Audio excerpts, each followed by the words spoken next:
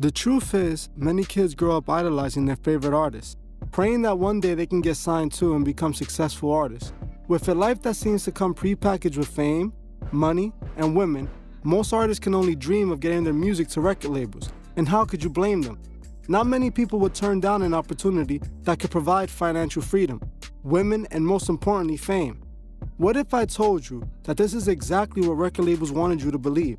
That this is, for the most part, was an illusion used to lure young talent in so they can trap them. From manipulating artists to deceiving the public and even profiting off murder, record labels are far more dark than you could ever expect them to be. Join me in this episode as we uncover the dark truth about record labels. Since the beginning of the music industry, record labels have had two reputations. One, that if you get signed, you're rich and famous, and two, that record labels are evil and out to rob the artist. Now, both of these could be true, just not for all artists. A record deal is nothing more than a sketchy loan you would get from a loan shark.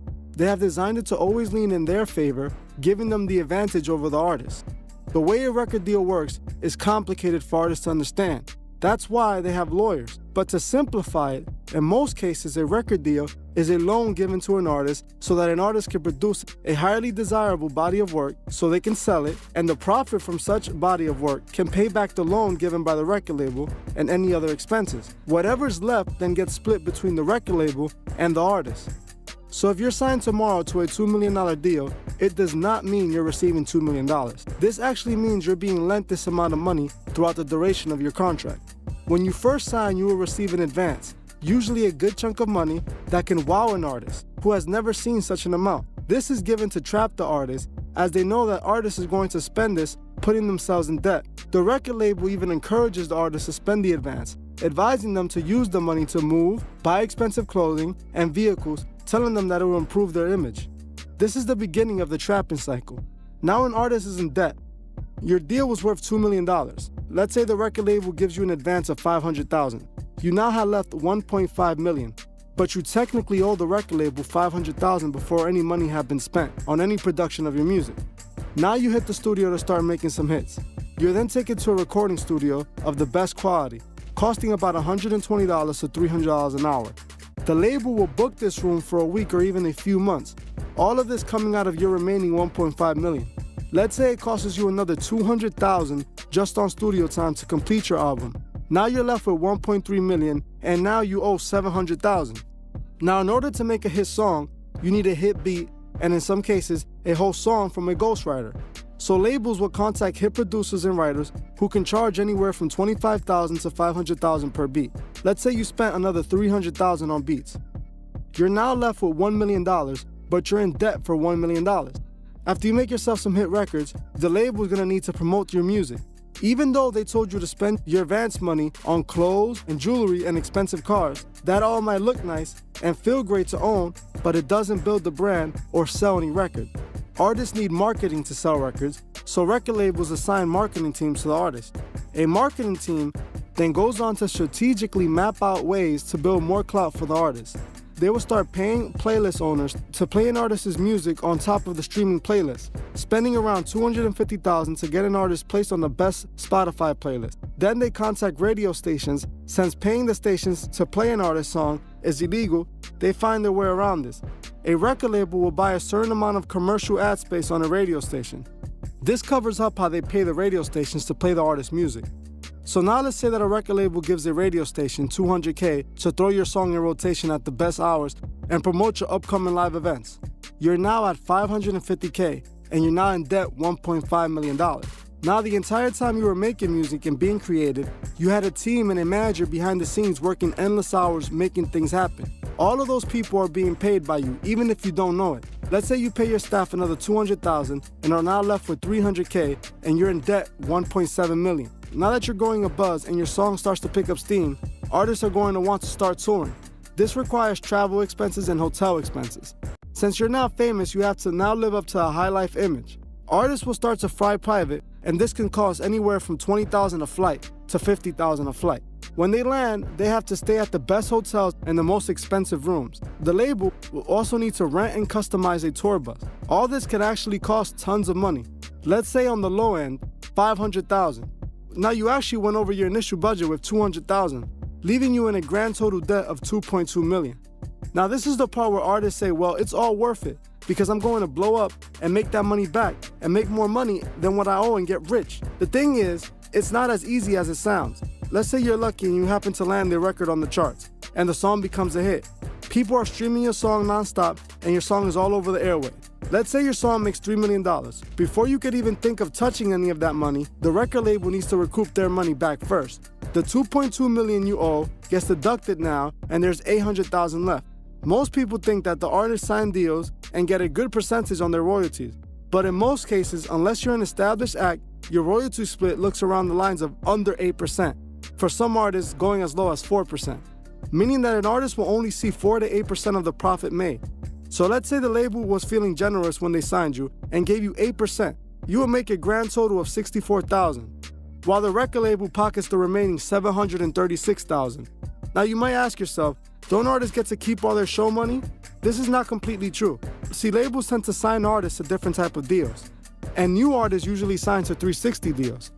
A 360 deal basically means that a label will be able to profit off anything an artist does associated with music, meaning that a label can take a cut of any shows alongside other expenses that come with touring, leaving big-name artists in difficult financial positions, more often than not leading these artists to re-signing again to the same label for more advance money. This is how they trap an artist. An artist takes more money and gets back into more debt. Not only do the labels control the artist through financial ways, they also do it in a more direct way, often sculpting artists to fit a general mold, packaging them, and shipping them off as if they were a product. Labels will control what artists say and can't say. They will dress them with the brands they can wear and even how they can wear it, all so they can manipulate the fans. See, record labels know if they have complete control of the artist, they could use that to manipulate the fans. They can push agendas through artists and promote products and sell an entire lifestyle. These record labels have sinister motives behind what they do.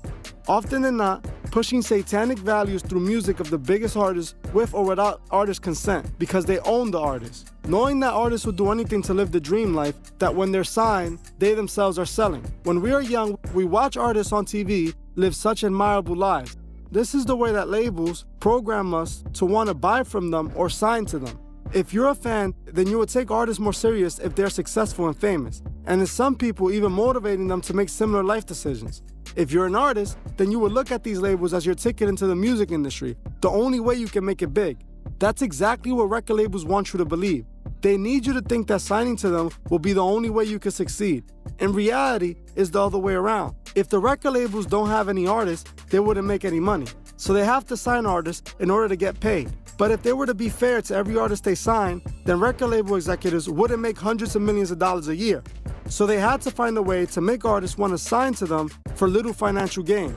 Back in the day, this was much easier to do due to the fact that the internet didn't exist, nor did our current technology. So upcoming artists needed the record label's money and resources for studio time and marketing. Now with the internet, it's a lot harder for labels to continue to use this as leverage, so they use already signed artists as walking billboards to attract new acts to sign bad deals.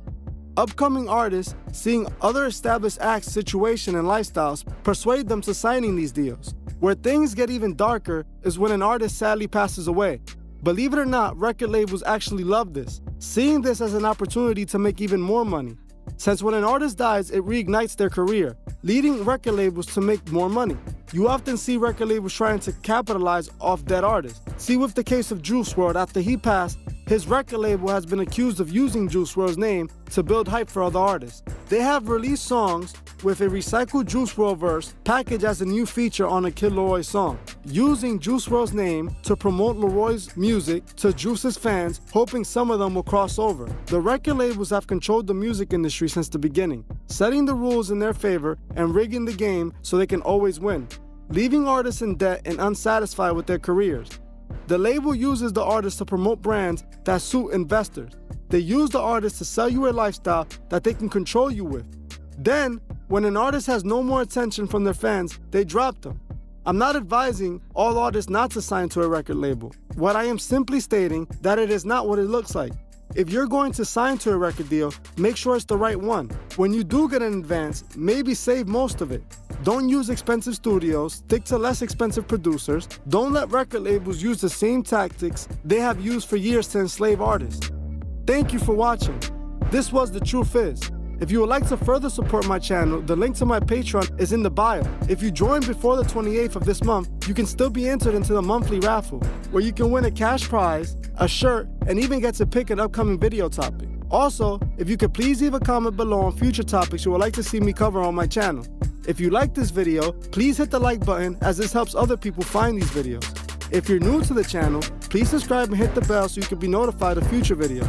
Please follow me on Instagram at TheTrueFizz01 and on TikTok at TheTrueFizz. I would gladly appreciate it. Thank you. Goodbye.